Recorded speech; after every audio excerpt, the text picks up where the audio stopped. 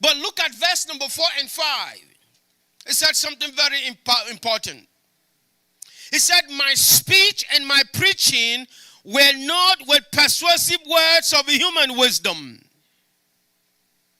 but in demonstration of the Spirit and power,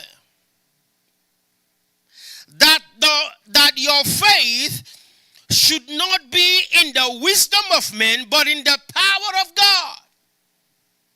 Today, all across the world, Sunday services, majority will not be to demonstrate the power of God, but rather the messages that will be declared and delivered will be persuasive words of mass wisdom to hype the people, not to impart to them power to become power to produce the ability to create result.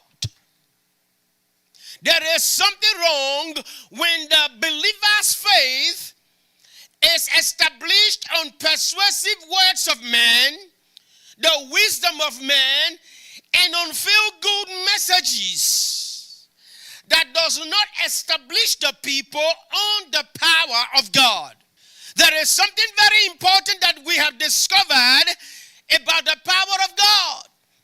We didn't know that we needed his power.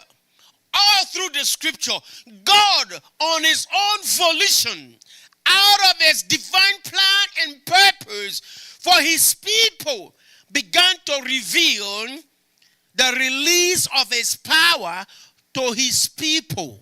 So I want you to open up and desire his power. Paul, writing to the Ephesians in chapter number 6, verse number 10 says, be strong in the Lord and in the power of his might. 2 Timothy chapter number 1, verse 7. God has not given us the spirit of fear, but what? The spirit of power, the spirit of love, and the spirit of sound mind. We did not know that we needed the power of God. But God knew that in order for us to produce result and be effective on the earth, to accomplish his purpose for us, we need his power.